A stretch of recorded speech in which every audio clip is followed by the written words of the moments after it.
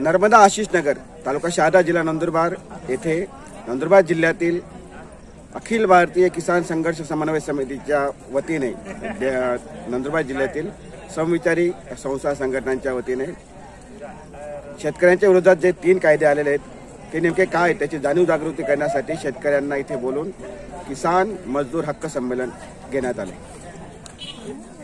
5 जून रोजी दिल्ली सरकारने संसदेत अध्यादेश आणून किसान संबंधित खेती संबंधित 3 कायदे पास केले। त्या कायद्याला संपूर्ण भारतामध्ये विरोध होत आहे।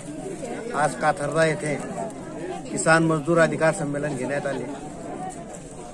कायदा असा आहे, पहिला कायदा असा आहे की शेती उत्पादन किंवा कृषी उत्पादन व्यापार आणि वाणिज्य हे आपण आता शेतकरी कुठेही भारतभरात आपला माल विकू शकतो।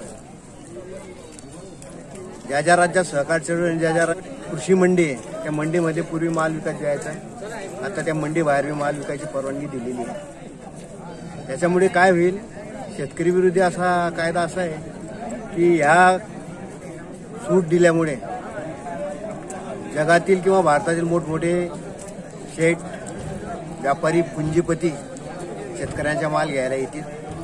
सुरुवातीला चांगल्या भावाची हमी दाखवतील, नंतर त्यांची मक्तेदारी निर्माण करतील आणि शेतकऱ्यांची लूट। दुसरा कायदा त्यांनी असा केला आहे, फार्मर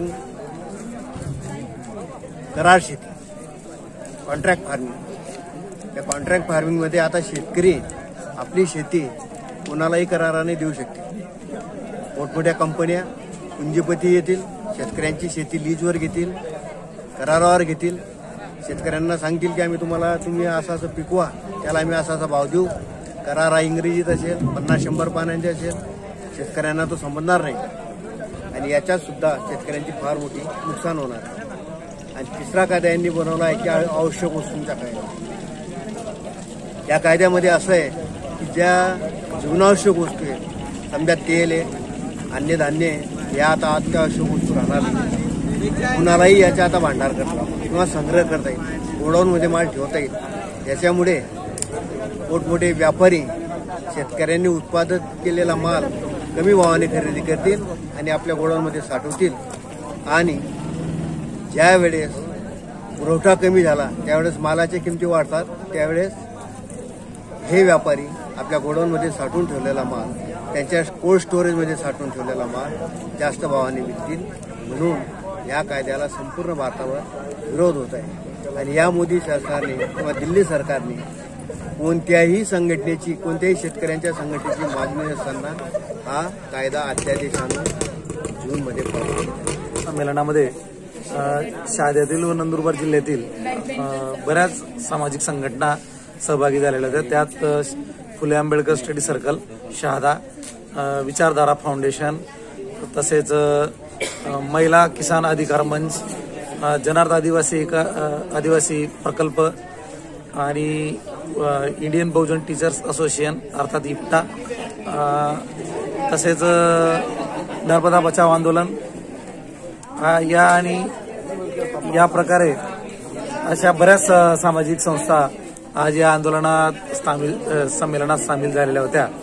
आजच्या या संमेलनामध्ये किसान विधेयक जे पास करण्यात आलेले आहे, शेतकऱ्यांच्या विरोधी जे 3 कायदे पास करण्यात आले, त्या कायद्यांची प्रथम आम्ही होळी केली आणि ते कायदे केंद्र सरकारने रद्द करावेत असं सर्वानुमते इथं ठरलेलं आहे आणि भविष्यात त्याच्यामुळे शेतकऱ्यांची गडचेपी होणार नाही याबाबत या संमेलनात पूर्वतयारी करण्यात आली।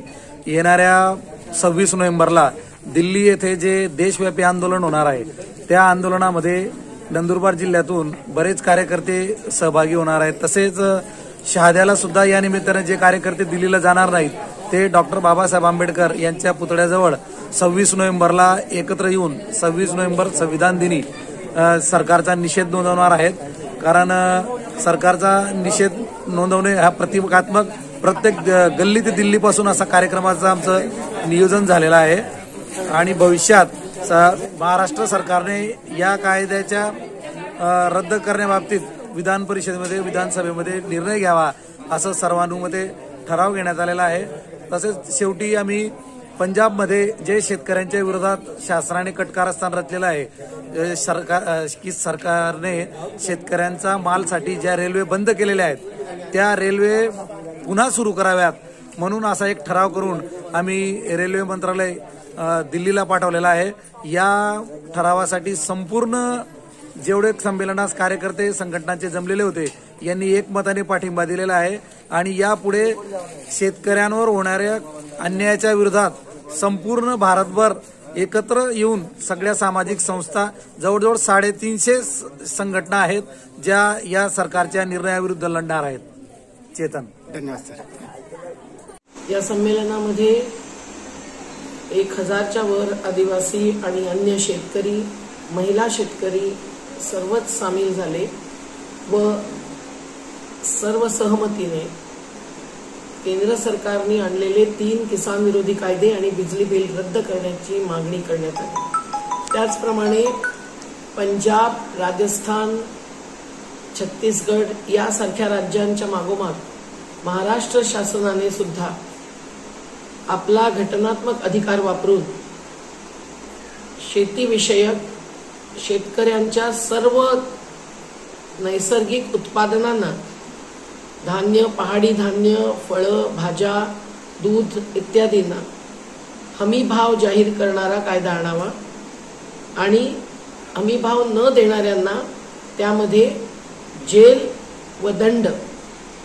हे भोगण्यासाठी तरतूद असावी. आजच्या संमेलनामध्ये तिन्ही कायद्यांवर शेती क्षेत्रावरती कंपन्यांचं आक्रमण होणार आहे आणि त्यातून शेतकऱ्यांना हमी भाव, हक्काची मंडी म्हणजे बाजार समिती, तसेच आपली शेती सुद्धा गमवावी लागेल आणि कॉन्ट्रॅक्ट फार्मिंगमध्ये नुकसानच भोगावं लागेल.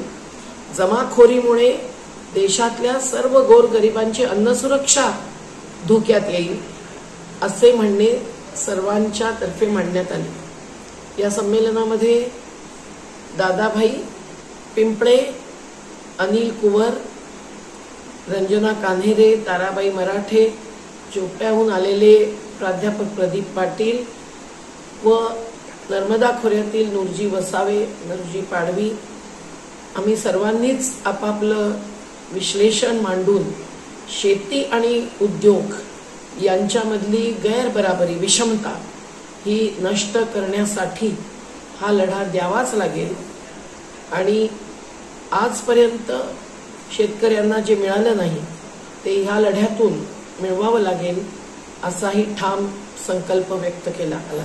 26 नोव्हेंबर संविधान दिवशी दिल्लीमध्ये या जिल्ह्यातल्याही ज्या ज्या संघटना आपल्या गाड्या काढणार आहेत त्यामध्ये नर्मदा बचाव आंदोलन, लोकसंघर्ष मोर्चा, अखिल भारतीय किसान सभा वगैरे सगळ्याच संघटना निर्णय घेऊन पुढे जाणार असं निश्चित झालेलं आहे.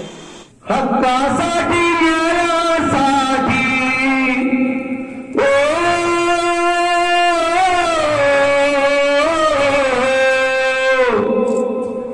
अरे हक्कासाठी, न्यायासाठी लढण्यासाठी चला